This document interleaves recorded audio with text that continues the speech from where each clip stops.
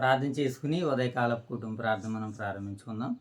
దేవుడు మరి గత రాత్రి కాల సమయంలో చక్కటి విశ్రాంతినిచ్చి, మరి ఉదయకాల సమయంలో ఆయన సన్నిధి భాగ్యాన్నిచ్చి, మరి దినములో మనం చేయబోతున్నటువంటి పని అంతట్లో కూడా మరి ఆయన యొక్క సహాయం మనకు అనుగ్రహించేలాగా, మరి ఉదయకాల సమయం వేకువజామునే ఆయన ముఖ దర్శనాన్ని చేసుకునేలాగా దేవుడు మరి మనకి తెరిచిన ఈ చక్కటి ద్వారాన్ని బట్టి దేవత దేవుని కృతజ్ఞతలు తెలుపుకుంటూ, మరి నేటి ఉదయకాల సమయంలో దేవుని మనసు 66 పుస్తకాల్లో రాయబడింది కనుక, మరి ఒక్కొక్క పుస్తకంలో ఒక్కొక్క గ్రంథములో ఆయన చిత్తం ఏ రీతిగా ఉన్నదని భక్తులు రాశారో ఆ మాటలను చదువుకుంటూ ఏ ప్రజల ద్వారా అయితే దేవుడు మహిమ పొందాడో, ఏ ప్రజల ద్వారా అయితే ఆయన మరి బాధ కలిగించారో, మరి ఈ గ్రంథాలలో ఈ పుస్తకాల్లో రాయబడినవి కనుక అలా ఒక్కొక్క గ్రంథాన్ని ఒక్కొక్క పుస్తకాన్ని మనం తెలుసుకుంటూ నేర్చుకుంటూ దేవుని ప్రజలైనటువంటి ఇశ్రాయేలులు, మరి క్రైస్తవులు, అన్యజనులు వాళ్ళందరి విషయంలో దేవుడు ఏ రీతిగా ఆనందించాడో, ఏ రీతిగా మరి ఆ బాధని అనుభవించారో అనేటువంటి విషయాల్ని భక్తులు రాశారు కనుక ఆ మాటలను చదువుకుంటూ ఈ ఉదయకాల సమయంలో మనం వారి వలె ఉండకుండా మరి ఎవరి వలె మనం ఉండాలి, ఆయన చిత్తాన్ని నెరవేర్చేవారుగా ఉండాలని గ్రంథం మనకి సెలవిస్తుంది కనుక, మరి ఈ ఉదయకాల సమయంలో తెస్సలోనికీయులకు రాసినటువంటి 2వ పత్రికను మొదటి పత్రిక 2వ అధ్యాయాన్ని చక్కగా బైబిల్ పఠనంగా నేర్చుకుని తెలుసుకునేటువంటి ప్రయత్నాలు చేద్దాం. ఓకేనా మోషబాబు? రైట్. ఇప్పుడు నేటి పరిచయం మనం ప్రార్థన ద్వారా ప్రారంభించుకుందాం. మోషబాబు ప్రార్థన. మహాగణుడు మహోన్నతుడు మా ప్రియ పరలోకపు తండ్రి, మీ ఘనమైన ఉన్నతమైన శ్రేష్టమైన నామానికి వేలాది వందనాలు స్తుతులు స్తోత్రాలు చెల్లించుకొని తండ్రి, ఉదయకాల సమయాన్ని వేగరమైన తండ్రి, మీ సన్నిధి భాగ్యం మాకు కలిగినందుకు మీకు వేలాది వందనాలు స్తుతులు స్తోత్రాలు చెల్లించుకొని తండ్రి. ఇటువంటి తండ్రి ఉదయకాల సమయంలో తండ్రి తెస్సలోనికీయులకు రాసిన పత్రిక తండ్రి 2వ అధ్యాయం చదువుతున్న మాకు సమృద్ధమైన తెలివి జ్ఞానాన్ని తండ్రి, చిన్న పనులు తప్పు పనులు సమయం పెట్టుకుంటూ ఈ ప్రార్థన యేసుక్రీస్తు నామములో నడిచిన మా ప్రియ పరలోకపు తండ్రి, ఆమేన్. చేతల్లి ప్రార్థన.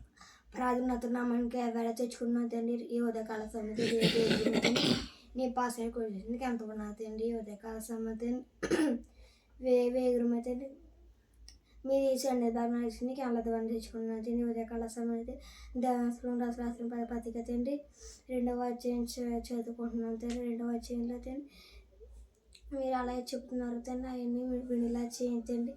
ఈ లేచిన బిడ్డలను చేశారు ఆయన వారికి దయచేయండి. మీరు ప్రేమించిన స్థానిక సంఘం దీవించండి. వైఎస్ఆర్కి సంఘం దీవించాడు, స్థానిక కాపని దీవించాడు. భోజనం బియ్యాలు కుడుకుడు భరోసాను ఆశీర్వించాడు. 2 సంఘాల శాఖను దీవించాడు. నూతనంగా తర్ఫీదాలను శాఖను దీవించాడు. ఈ ప్రార్థన యేసుక్రీస్తును నడుతున్నాం పరతండి.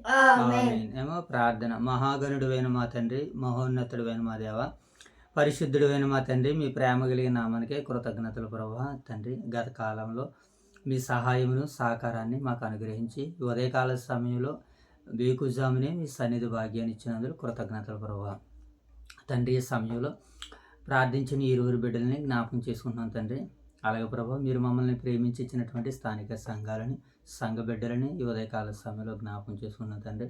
ప్రతి ఒక్కరూనైనా ప్రార్థనా జీవితాన్ని, వాక్య జీవితాన్ని, ఆత్మ సంబంధమైనటువంటి జీవితాన్ని జీవించడానికి నీ బిడ్డల సహాయాలు తెచ్చండి.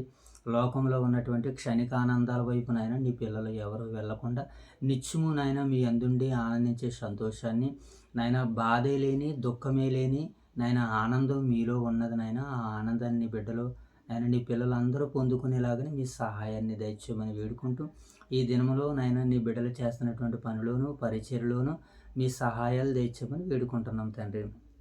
అలాగే స్థానిక సంఘంలో ఉన్నటువంటి వృద్ధులు మొదలుకొని నాయన బాలుర వరకు, సంఘంలో ఉన్నటువంటి స్త్రీలు, పురుషులు, అలాగే నాయన సంఘ పెద్దలు, నాయన నాయకులు, అలాగే అధికారులు, అలాగే యువ సేవకులుగా తర్ఫీదు అవుతున్నటువంటి క్రీస్తు సైనికులను, అలాగే నాయన వాళ్ళందరినీ నాయన చక్కనటువంటి రీతిలో వాక్యంలో ముందుకు నడిపిస్తున్నటువంటి మా ప్రియులు దైవ సేవకులు రాజుగారిని, వారి యొక్క కుటుంబాన్ని దీవించి ఆశీర్వదించి కాచి కాపాడమని వేడుకుంటూ, తండ్రి, ఉదయకాల సమయంలో తెస్సలోనికీయులకు రాసిన మొదటి పత్రిక 2వ అధ్యాయాన్ని నేడు బైబిల్ పఠనంగా లేఖన భాగాలు మేము చదవడానికి, నేర్చుకోవడానికి సిద్ధపడుతుండగా మీ యొక్క ఆత్మను మాకు సహాయంగా దయచేయండి.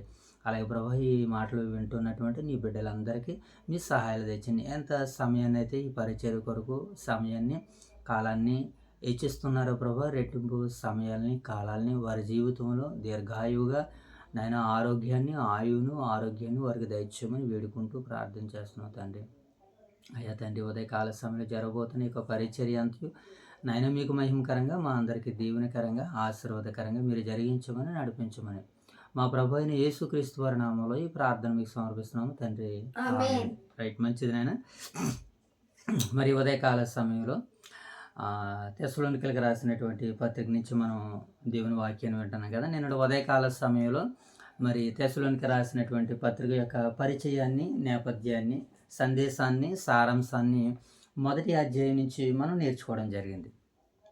దానిని బట్టి దేవతి దేవుని కృతజ్ఞతలు తెలుపుకుంటూ మరలా ఈ 2వ అధ్యాయంలో రాయబడినటువంటి సందర్భాలను కూడా మనము అర్థం చేసుకోవడానికి ప్రయత్నాలు చేద్దాం. ఈ 2వ అధ్యాయంలో కూడా పౌలు గారు మరి ఆ సంఘం ద్వారాగా ఆయన ఎదుర్కొన్నటువంటి సమస్యల్ని, ఆయన ఎదుర్కొన్నటువంటి ఇబ్బందులను అంతటినీ ఈ 2వ అధ్యాయంలో ఆయన రాస్తున్నారు. సరే, ఇప్పుడు ఈ 2వ అధ్యాయంలోనికి మనం ఈ 2వ అధ్యాయంలోనికి వెళ్ళేటువంటి ప్రయత్నాలు చేద్దాం. ఓకేనా మోషి బాబు? ఈ 2వ అధ్యాయంలోనికి మన ప్రయాణాన్ని ప్రారంభిద్దాం.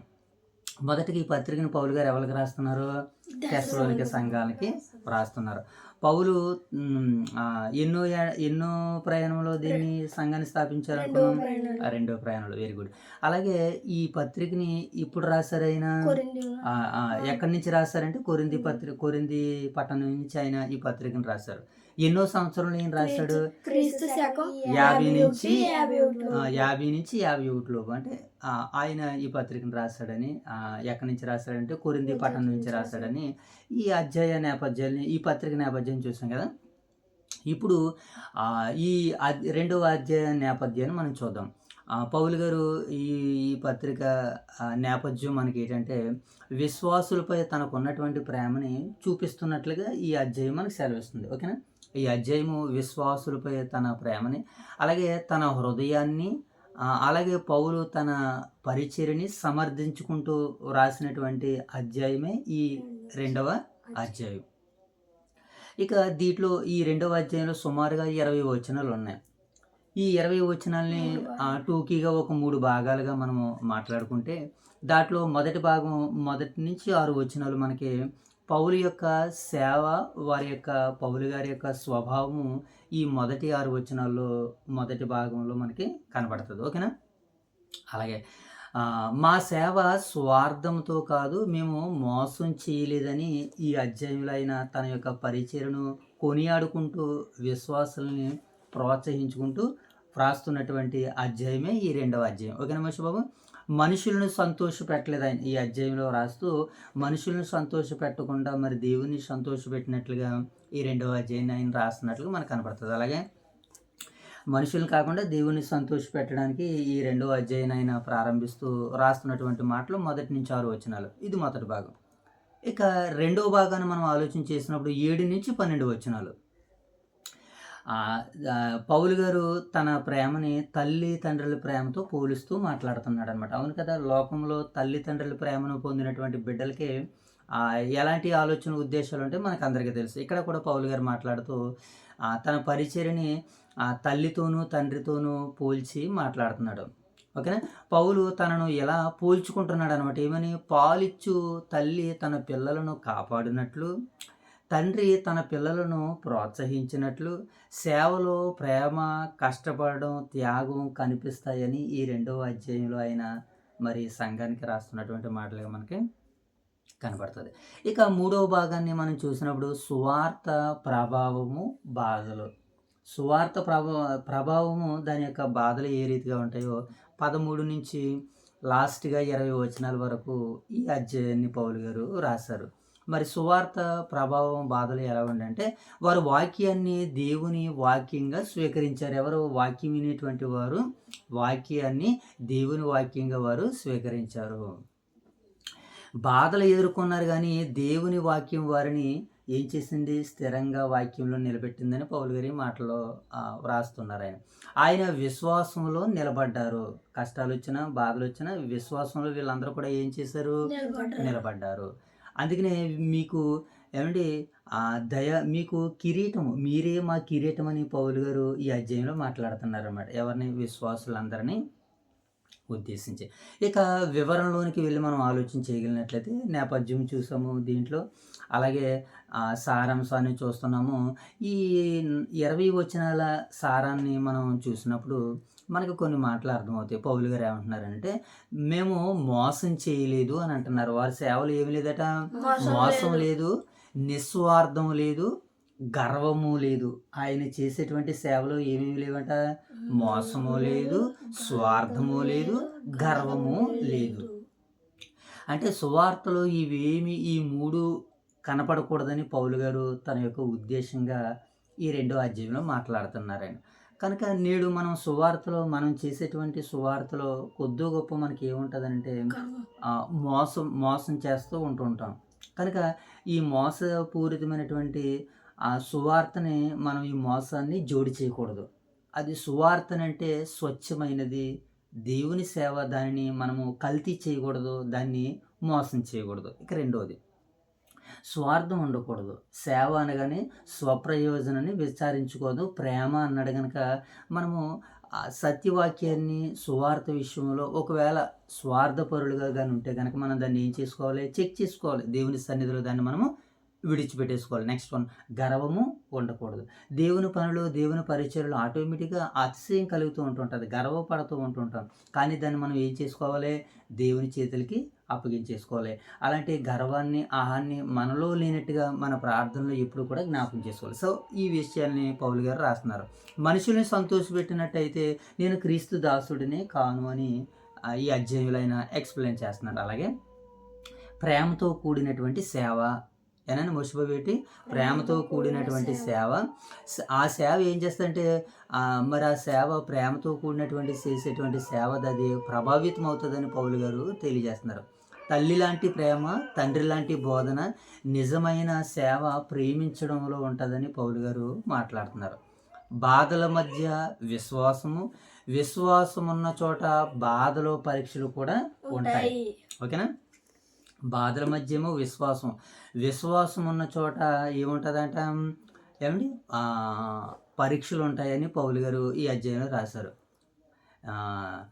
విశ్వాసంలో పరీక్షలు ఉంటాయి. కానీ వారు ఏం చేశారు, నిలబడారు, భక్తిగా జీవించారు.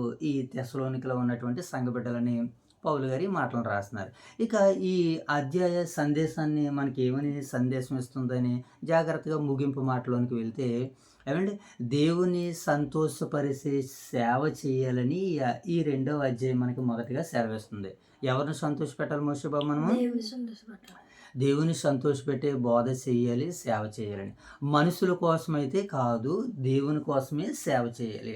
అలా దేవుని కోసం సేవ చేస్తున్నప్పుడు నన్ను ఘనపరిచేవారని దేవుని ఘనపరుస్తానన్నాడు. కానీ ఆ ఘన కార్యాల మీదే, ఆ ఘన విజయాల మీద నుంచి మనము డైవర్ట్ అవుతూ మనము దేవుణ్ణి సంతోషపెట్టేవారుగా ఉండాలి. సేవలో ప్రేమ తప్పనిసరిగా ఉండాలని పౌలు గారు ఈ అధ్యాయంలో మాట్లాడుతున్నారు. ఏముండాలి మోషే బాబు? సేవలో ప్రేమ తప్పనిసరి. ప్రేమ లేకుండా సేవ ఎంత చేసినది అది లెక్కింపబడదు, అంటే వ్యర్థము అని పౌలు గారు మాట్లాడుతున్నారు. సువార్త నిజమైనది అయితే మార్పు ఉంటుంది. సువార్త నిజమైనది అయితే ఏముంటుంది మోషే బాబు? మార్పు ఉంటుంది. వాక్యాన్ని స్వీకరిస్తే జీవితం మారుతుంది. వాక్యాన్ని మనం స్వీకరిస్తే ఏమవుతుంది? జీవితం మారుతుంది. బాధలలో నిలబడాలి. ఏం చేయాలి మోషే బాబు? బాధలలో నిలబడాలి.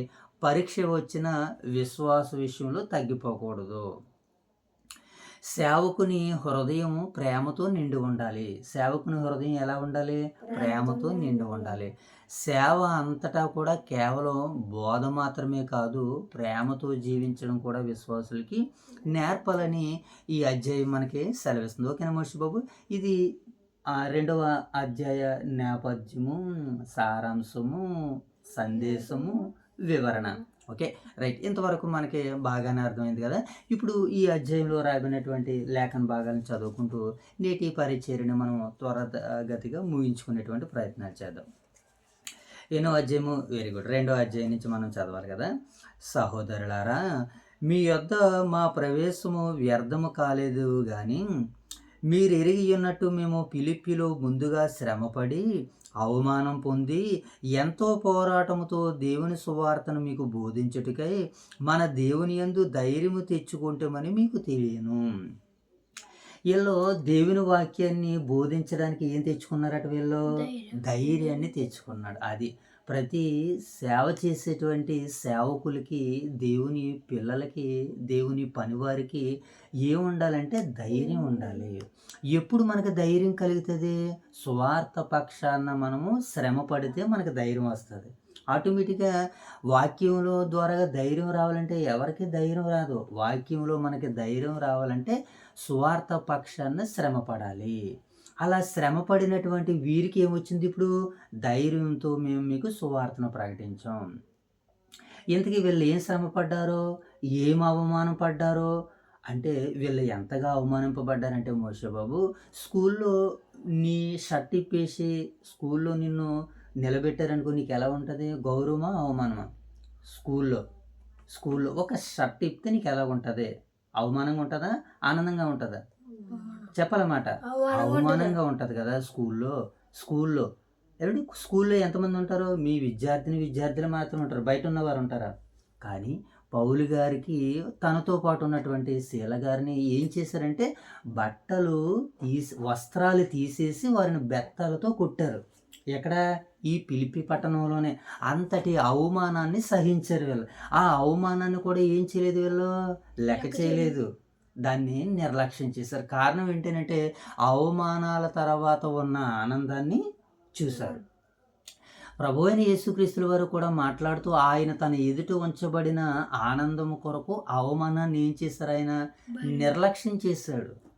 ఈరోజు సువార్త చెప్పే విషయంలో, సువార్త ప్రకటించే విషయంలో సత్యం కోసం నువ్వు నిలబడుతున్నప్పుడు, సర్వసత్యంలోనికి ప్రజలు నడిపించాలనుకున్నప్పుడు నీకు మొట్టమొదటిగా ఎదురవ్వే ప్రథమ కిరీటం ఏంటి అంటే, ప్రథమ గౌరవం ఏంటంటే అవమానము.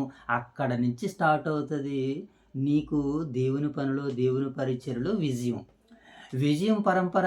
మనకి మొదటి భాగం ఎక్కడతో స్టార్ట్ అవ్వాలంటే అవమానంతో స్టార్ట్ అయ్యేది అంతం వరకు ఆనందాన్ని కలిగిస్తుంది. అంతం వరకు ఆనందం కలిగించేటి ఆ అవమానాన్ని పౌలు గారు ఇక్కడ అనుభవించారు. అదే మాట మనకు కనబడుతుంది. చూద్దాం. సహోదరులారా, మీ యొద్దకు మా ప్రవేశం వ్యర్థము కాలేదు కానీ మీరు ఎరిగి ఉన్నట్టే మేము ఫిలిప్పీలో ముందుగా శ్రమపడి అవమానం పొంది ఎంతో పోరాటముతో దేవుని సువార్తను మీకు బోధించుటకే మన దేవుని యందు మేము ధైర్యం తెచ్చుకున్నాము. ముందుగా మీరన్నట్టే మేము ఫిలిప్పీలో శ్రమపడ్డాం. ఫిలిప్పీలో ఎక్కడ శ్రమపడ్డారు వీళ్ళు? ఈ తెసలోనిక పట్టణానికి రావడానికి ముందు ఏమంటే ఆ తెసలోనిక ఫిలిప్పి పట్టణంలో ఉన్నటువంటి ప్రాంతమే. అయితే ఈ ఫిలిప్పీలో వీళ్ళు ఏం చేశారు? శ్రమపడ్డారు. ఆ సందర్భాన్ని గురించి ఒకసారి మనకి దైవ గ్రంథంలో రాస్తూ ఒకసారి అపోస్తుల కార్యాలు 16వ అధ్యాయము అపోస్తుల కార్యాలు 16వ అధ్యాయము నేను తీస్తాను. అపోస్తుల కార్యాలు మీరు చూడండి 16వ అధ్యాయము 11వ వచనం చదువుదాం. అపోస్తుల కార్యాలు 16వ అధ్యాయము 11 నుంచి చదువుదాం. ఒకసారి చూడాలి. Very good. కాబట్టి మేము త్రోయను విడిచి ఓడ ఎక్కి తినగా సుమిత్రకేను మరనాడు నెపిపోలికిని అక్కడ నుండి ఫిలిప్పీకి వచ్చేతిమి. ఇక్కడ ఫిలిప్పీకి ఎప్పుడైతే వచ్చారో అక్కడ సువార్తన ప్రకటిస్తున్నప్పుడు కొంతమంది స్త్రీలతో మాట్లాడినప్పుడు అక్కడ ఒక చిన్నది దయ్యం పూతూను అనేటువంటి ఒక చిన్నది దయ్యం పట్టిదినది ఉంటే అప్పటికే బహుకాలం నుంచి బాధపడుతుంటే యేసుక్రీస్తు నామంలో ఆమెకి స్వస్థతనిస్తారు పౌలు గారు. స్వస్థతనిచ్చినటువంటి తర్వాత తమ యజమానుల లాభ సాధనం పోయిందనుకుని ఇది ఎవరి వలన జరిగిందంటే పలానా పౌలు అనేటువంటి ఆయన వలన జరిగిందనగానే పౌలుని పిలిపించి వస్త్రాలను తీసేసి వారిని బెత్తాలతో కొట్టాలని ప్రజలందరి ముందు చెబుతున్నటువంటి సందర్భం అన్నమాట ఇది. ఒకసారి ఆ వచనాన్ని కూడా చూద్దాం. చూడండి 20వ వచనం చూద్దాం. అతడు అట్టి ఆజ్ఞ పొందిన వారిని లోపలికి చెరసాలకు త్రోసి వారి కాళ్ళకు బొండ వేసి బిగించెను. చూసారు ఏం జరిగిందో? వారు చాలా దెబ్బలు కొట్టి వారిని చెరసాలలో వేసి భద్రముగా చెరసాల నాయకునికి ఆజ్ఞాపించారు. 22వ వచనం చూడు మోసబాబు. అప్పుడు జనసమూహం వారి మీదకు దొమ్మిగా వచ్చును. న్యాయాధిపతులు వారి వస్త్రములను లాగివేసి వారిని బెత్తముతో కొట్టవలెనని. వారి వస్త్రాలు ఏం చేశారట? లాగేసి బెత్తాలతో కొట్టారు. కొట్టి చెరసాల్లో వేశారు. చెరసాల్లో వేసిన సువార్త ఆగుతుందా? కారాగారాల్లో వేసిన సువార్త ఆగుతుందా? ఆగదు. ఎందుకనంటే దేవుడు ఆ కార్యాన్ని చేయాలనుకుంటున్నప్పుడు మనుషులు ఎంత ఆపితే ఎంత ప్రబలంగా సువార్త అనేటువంటిది వ్యాపిస్తూ ఉంటుంటుంది. సువార్త చెప్పడానికి మనం సిద్ధపడాలే కానీ అవమానాల్లోనైనా సిగ్గుల్లోనైనా దేవుడు తన సేవకుని పైకి తీసుకుని వస్తాడు, నిలబెడతాడని చెప్పడానికి పౌలు గారి యొక్క పత్రికలు, పౌలు గారి యొక్క పరిచర్య ఇందుకు మనందరికీ నిదర్శనం. కనుక మనం ఎరుగున్నట్టు వీళ్ళకి ఏం కలిగింది? ఇప్పుడు వస్త్రాలను లాగివేయడం అంటే అది ఎంత అవమానకరము. అవమానాన్ని కూడా స్వీకరించారు, అవమానాన్ని కూడా ప్రేమించారు వాళ్ళు. అందుకనే ఏం తెచ్చుకున్నారట మోషే బాబు వీళ్ళు? ధైర్యం తెచ్చుకున్నారని మనకి మాట జరుగుతుంది. ఇప్పుడు 3వ వచనం చూద్దాం. 3వ ఏలయనగా మా బోధ కపటమైనది కాదు, అపవిత్రమైనది కాదు, మోసయుక్తమైనది కాదు, కానీ సువార్త మాకు అప్పగించుటకు యోగ్యులమని దేవుని వలన ఎంచబడిన వారమై మనుషులను సంతోషపెట్టువారముగా కాక హృదయములను పరీక్షించి దేవుని సంతోషపెట్టువారమై ఉన్నాము. మనుషులను సంతోషపెట్టాలంటే వారు వస్త్రం లాగుతున్నప్పుడు అయ్యలారని వారి పాదాల మీద పెడితే మమ్మల్ని క్షమించండి అని వారిని వేడుకుంటే పౌలు గారు ఏం చేదురు? మనుషులు సంతోషపెడుదురు. వాళ్ళకి వస్త్రాలు లాగరు, బెత్తాలతో దెబ్బలు పడవు. కానీ బెత్తాలతో దెబ్బలు పడాలన్నా, వస్త్రాలు లాగేయాలన్నా దేవుని సంతోషపెడుతున్నప్పుడు మాకు ఈ అవమానాలు కలిగితే ఇది మాకు గౌరవము, ఇది మాకు ఆనందం అనుకున్నారు వాళ్ళు. కానీ వాళ్ళు ఏం చేయలేదు, దానికి భయపడలేదు. కారణం ఏంటంటే మనుషులను సంతోషపెట్టే వారికి అయితే వాళ్ళ వస్త్రాన్ని లాగుతున్నాడు, బెత్తాలతో కొడుతున్నప్పుడు వారి పాదాల మీద పడిపోయి అయ్యో మమ్మల్ని క్షమించండి అని అందరూ. వీళ్ళ బోధ మోసమైనది కాదు, కపటమైనది కాదు, కనుకనే వీళ్ళ ధైర్యంగా బోధన చేయడానికి సిద్ధపడ్డారని ఈ పత్రికలో పౌలు గారు మాట్లాడుతున్నటువంటి మాటలు. ఏలయనగా మా బోధ అపవిత్రమైనది కాదు, కపటమైనది కాదు, మోసమైనది కాదు, సువార్త మాకు అప్పగించుటకు యోగ్యులము. ఆ రోజు దెబ్బలు తిన్నందుకు పౌలు గారు ఏమని మాట్లాడుతున్నారు? మేము యోగ్యులము, ఈ అవమానాలకి యోగ్యులము, దేవుడు మమ్మల్ని అందుకనే పిలుచుకున్నాడు. అంటే చూడాలి మనం ఎంతగా తగ్గించుకుని సేవ చేస్తున్నారో అర్థం చేసుకోవాలి. మనం ఈ విధానంలోనికి, ఈ పరిచర్యలోకి మనం అందరం వెళ్ళే ప్రయత్నాలు చేస్తానండి. ప్రపంచాన్ని అందరూ కూడా మారిపోతారు ఇలాంటి సేవ మనం చేయగలిగితే. ఈరోజు సేవ వేరు, దేవుడిలో బైబిల్లో రాయించిన సేవ వేరుగా కనపడుతుంది. ఎందుకు వచ్చింది తారతమ్యం అని అంటే మనుషులు ఏం చేస్తున్నారు అని అంటే దేనికి? సంతోషాలకి, పేరులకి, పదవులకి, వీటి మీద ఉన్నటువంటి దృష్టి ప్రభు మీద లేనిదన్నట్టుగా మనకి కనపడుతుంది. మోషే ఇంకేమంటున్నాడు? మా బోధ మోసయుక్తమైనది కాదు అని అంటున్నాడు. మరి ఎలాంటిదంటే వీళ్ళ బోధ? దేవుడు మాకు అప్పగించడానికి ఎవరట మోషే బాబు వీళ్ళు? మేము యోగ్యులము అని అంటున్నాడు. ఎవరట వీళ్ళు? యోగ్యులు అని అంటారు. చూడండి 4వ వచనానికి మాకు అప్పగించుటకు మేము ఎవరమంటున్నాడంటే యోగ్యులం. ఒకసారి 2వ అధ్యాయం 7వ వచనం గలతీ పత్రిక 2వ అధ్యాయం 7వ వచనం చదువుకుందాం. గలతీ పత్రిక 2వ అధ్యాయము 7వ వచనం చదువు. అయితే సున్నతి పొందిన వారికి బోధించుటకు పేతురుకి ఎలాగూ అప్పగించును, సున్నతి పొందిన వారికి బోధించుటకే నాకు అప్పగింపబడినని వారు చూసినప్పుడు. అంటే సున్నతి పొందిన వారికి సువార్త ప్రకటించడానికి పౌలు గారు యోగ్యుడు అని అపోస్తులందరూ కూడా విశ్వసించగలిగారు. దేవుడు కూడా యోగ్యులమని, ఈ సువార్తకు మేము యోగ్యులమని దేవుడు ఎంచాడని చెప్తున్నాడు. నేడు మిమ్మల్ని, నన్ను కూడా దేవుడు తన పరిచర్య కొరకు ఏం చేస్తున్నాడు? మోషే బాబు మనల్ని కూడా ఎంచుకుంటున్నాడు. ఇంకా ఎఫెసీ పత్రిక 3వ అధ్యాయం 7వ వచనం చదువుదాం చూడండి. ఎఫెసీ పత్రిక 3వ అధ్యాయము 7వ వచనం చదువుదాం. ఎఫెసీ పత్రిక 3వ అధ్యాయం 7వ వచనం. కాబట్టి కార్యకార్యకు తన శక్తిని బట్టి నాకు అనుగ్రహించిన కృపావరము చొప్పున, తన శక్తిని బట్టి నాకు అనుగ్రహించిన కృప చొప్పున అంటే సువార్త ప్రకటించడానికి నేను యోగ్యుడును కనుకనే దేవుడి పనిని పరిచర్యను అప్పగించాడు. ఇప్పుడు ఈ పనిలో, ఈ పరిచర్యలో కూడా మీరు కూడా ఏం చేయాలి? బాధ్యత కలిగి ఉండండి, ముందుకు రండి అని పౌలు గారు వీళ్ళందరికీ పిలుపునిస్తున్నాడు. ఒకసారి 1 తిమోతి పత్రిక 1వ అధ్యాయం 12వ వచనాన్ని కూడా మనం చూడగలిగితే ఈ సందర్భంలో 1 తిమోతి పత్రిక 1వ అధ్యాయం 12వ వచనాన్ని కూడా మనం చూద్దాం. ఈ సందర్భంలో 1 తిమోతి పత్రిక 1వ అధ్యాయము 12వ వచనాన్ని కూడా మనం చూద్దాం. ఈ సందర్భంలో వెరీ గుడ్. తెలియక అవిశ్వాసం వలన చేసేదని కనుక నేను క్షమించబడుతున్నాను అంటున్నాడు. పూర్వము దోషకుడును హింసకుడును హానికరుడైన నన్ను తన పరిచర్యకు నియమించి నమ్మకమైన వాడిగా ఎంచాడు. తన పరిచర్యకు నన్ను పిలిచి నమ్మకమైన వాడిగా ఎంచాడు అని అంటే, ఈ సువార్తలో ఈ పరిచర్యలో పౌలు గారి స్టాండర్డ్ ఏంటంటే యోగ్యుడు, అర్హుడు. కనుక ఆయనకు ఉన్నటువంటి ఆ యోగ్యత అర్హతలన్నీ కూడా ఇప్పుడు సువార్త ద్వారాగా మనం కూడా ఏం చేస్తున్నాం, వాటిని సువార్తలో యోగ్యులుగా ఉండడానికి మనం కూడా సంప్రదించుకుంటున్నాం అన్నటువంటి విషయాన్ని మనం జ్ఞాపకం చేసుకోవాలి. అందుకనే మనుషులను సంతోషపెట్టేవారుగా కాకుండా దేవుని సంతోషపెట్టడానికి పౌలు గారు మరి పరితపిస్తున్నట్లుగా మనకి గలతీ పత్రిక 1:10 ఈ భాగాలు కనపడుతుంది. ఒకసారి గలతీ పత్రిక 1:10. ఇప్పుడు నేను మనుషుల దయను సంపాదించుకొని చూచుచున్నానా, దేవుని దయను సంపాదించుకొని చూచుచున్నానా? నేను మనుషులను సంతోషపెట్టువాడునా, లేకపోతే నేను క్రీస్తుని సంతోషపెట్టువాడునంటే, నేను మనుషులను సంతోషపెట్టువాడినైతే క్రీస్తు దాసుడిని నేను కాకపోదును అని అంటున్నాడు. ఇప్పుడు నేను మనుషుల దయను సంపాదించుకోవడానికి రాలేదు. మనుషుల దయ ఎప్పుడు మనకు కలుగుతుంది? మన మీద నిందలు వేస్తున్నప్పుడు, మనల్ని కొడుతున్నప్పుడు మనం మనుషుల దయను వేడుకుంటాం. మనం న్యాయబద్ధంగా ఉన్నప్పుడు మనుషుల్ని వేడుకోవలసిన పని అయితే లేదు. వారే సువార్తను అర్థం చేసుకుని సత్యంలోనికి రావాలే తప్ప, సత్యం కొరకు ఏమండి సర్వసత్యాన్ని చెప్పడానికి ఎవరి పాదాల ముందు ఎవరి దగ్గర నేను మోకరిల్లవలసిన పని లేదని చెబుతున్నాడు పౌలు గారు.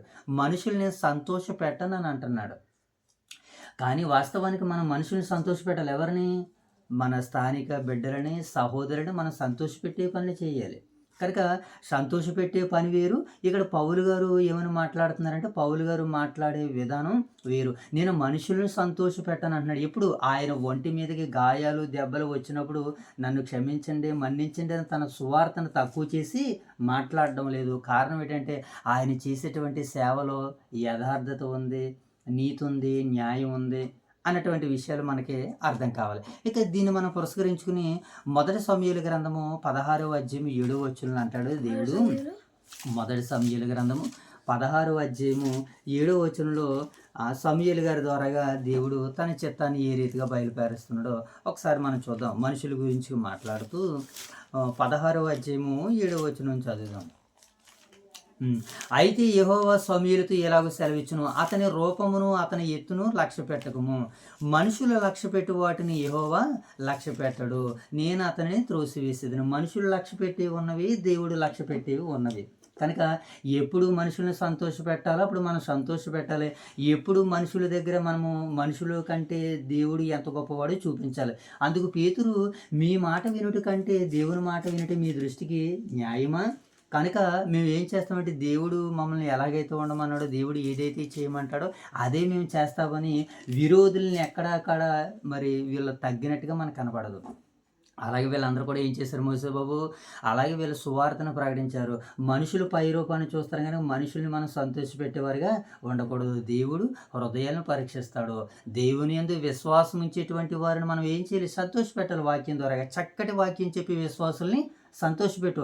అలా బ్రతకాలి. అలా నిలబడకపోతే మనం చేసినటువంటి సేవ అది మరి లెక్కింపబడదు అని పౌలు గారి యొక్క ఉద్దేశంగా మనకి కనబడుతుంది. ఇంకా మనం 5వ వచనాన్ని చదువుకుందాం త్వరగా, మనకి సమయం అవుతుంది కనుక. తెస్సలోనికీయులకు రాసిన పత్రిక 2వ అధ్యాయం 5వ వచనం చదవనాను. 5వ వచనం, మీరు ఎరిగి ఉన్నట్టు మేము ఇచ్చుకొప్పు మాటలనైనను ధనాపేక్షను కప్పిపెట్టు మాటలనైనను ఎన్నడను వినియోగింపలేదు. అందుకు దేవుడే సాక్షి. మరియు మేము క్రీస్తు యొక్క అపోస్తలులమై ఉన్నందున అధికారము చేయుటకు సమర్థులమై ఉన్నను. మీ వలనే కానీ ఇతరుల వలననే కానీ మనుషుల వలన కలుగు ఘనతను మేము కోరలేదు. మనుషుల వలన కలిగేటువంటి ఘనతను ఏం చేయలేదట వీళ్ళు? కోరలేదు. ఎందుకనంటే దేవుడు అనుగ్రహిస్తాడు ఆ ఘనత. మనుషుల వలన ఘనత కలగలేదు, ఘనతను మేము కోరుకోలేదు. అలాగే మనుషులను సంతోషపెట్టే బోధ కూడా మేము చేయలేదు. మా బోధ, మా సంతోషం అంతా ఏమందంటే మీరే. క్రీస్తు సువార్తను మీరు అంగీకరించడమే, శ్రమ పడడమే, అవమానం పడడమే అని పౌలు గారు ఈ విషయాల్ని మరి వీళ్ళందరికీ జ్ఞాపకం చేస్తున్నట్లుగా మనకి కనపడుతుంది. అయితే కింద అంటున్నాడు చూడండి, కింద మాట చూద్దాం. అయితే స్తన్యమిచ్చు తల్లి తన సొంత బిడ్డలను గారవించున్నట్లుగా మేము మీ మధ్యను సాధువులమై ఉంటుమి. మీరు మాకు బహుప్రియులై ఉంటారు కనుక మీ యందు విశేష అపేక్ష గలవారమై దేవుని సువార్తను మాత్రమే గాక మా ప్రాణములను కూడా మీకు ఇచ్చుటకు సిద్ధపడి ఉంటుమి. మంచి మాట మోషే బాబు ఇక్కడ ఏమండి తెస్సలోనికెళ్ళే సంఘస్థుల గురించి పౌలు గారు ఏమంటున్నాడు, మేము మా ప్రాణాలనైనా ఇచ్చేయడానికి మీకు సిద్ధంగా ఉన్నాము అని అంటున్నాడు. అంటే ఈ సంఘం కొరకు వీళ్ళు ఏం చేస్తారట, ప్రాణాలను ఇస్తారట. అంత గొప్పదా వీళ్ళ యొక్క విశ్వాసము, వీళ్ళ యొక్క భక్తి పౌలు గారిది అని అంటే అవును, అంత గొప్పది, అంత చక్కదే కనుకనే దేవుడు ఆయన్ని అన్ని రకాలుగా అన్ని రీతిలుగా వాడుకున్నాడు. ఆయన దేవుడు మహిమ పొందాడు పౌలు గారి ద్వారాగా. మా ప్రాణములు మీకు ఇచ్చుటకు సిద్ధం చేస్తున్నామని అంటే సువార్త కొరకు తమ ప్రాణాలను కూడా పౌలు ఏం చేయట్లేదు, లెక్క చేయట్లేదు నాయన. ఇంకా మనం ఈరోజు చూద్దాం, ఇంకా 9వ వచనం చూద్దాం. అవును సహోదరులారా, మా ప్రయాసము కష్టమును మీకు జ్ఞాపకం ఉన్నది కదా. మేము మీలో ఎవరికైనాను భారముగా ఉండకూడదని రాత్రింబగళ్ళు కష్టము చేసి జీవనము చేయుచు మీకు దేవుని సువార్తను ప్రకటించితిమి. మరలా వీళ్ళు ఏం చేశారట, ఊరికినే మేము సేవ చేశాము, మేము ఎవని వెండినైనను బంగారమునైనను మేము ఆశించలేదు. చూసారా, సేవలో ఏం చేశారంటే ఆయన అపోస్తుల కార్యాల్లో మనకు కనబడుతుంది, ఆయన డేరాలు కొడుతూ పని చేశాడని, ఆయన రాత్రి మగళ్ళు కష్టపడి పని చేశాడని మనకి గలతీది ఏమంటే తెస్సలోనిక పత్రికలో కనబడుతూ ఉంటుంటుంది. కనుక ఇలాగ ఇన్ని రకాలుగా వీళ్ళందరూ కూడా ఏం చేశారంటే మోసే బాబు సేవ చేశారు కష్టపడి అంటున్నాడు. ఒకసారి మనం అపోస్తుల కార్యాలు 5వ అధ్యాయము అపోస్తుల కార్యాలు 20వ అధ్యాయము 33వ వచనాన్ని చదువుదాం. అపోస్తుల కార్యాలు 20వ అధ్యాయం 33వ వచనం. Very good. ఎవని వెండినైనను బంగారమైనను వస్త్రములైనను నేను ఆశించలేదు. ఏం చేయలేదట, ఎవని వెండినైనను బంగారమునైనను వస్త్రములైన నేను ఆశించలేదు, కానీ నా అవసరము నిమిత్తం నాతో ఉన్నవారి నిమిత్తమును ఈ నా చేతులు కష్టపడినవని మీకే తెలియను.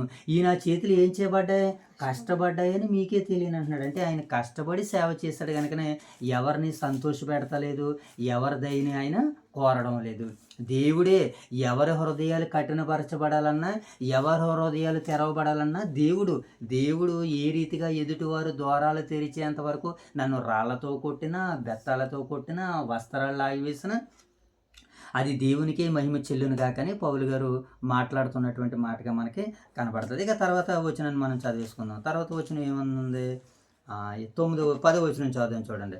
మేము విశ్వాసులమైనను మీ ఎడల ఎంత భక్తిగాను నీతిగాను అనింద్యముగాను అలా చేయొద్దని చెప్పాను నీకేమో.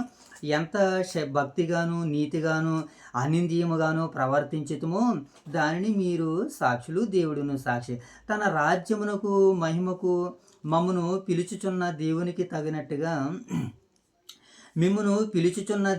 తగినట్టుగా మీరు నడుచుకొనవలెనని మేము మీలో ప్రతి వారిని హెచ్చరించుచు, ధైర్యపరచుచు, సాక్ష్యమిచ్చుచు, తండ్రి తన బిడ్డల ఎడల నడుచుకుని రీతిగా మీలో ప్రతి వాని ఎడలను మేము నడుచుకుంటుమి. 13వ వచనం.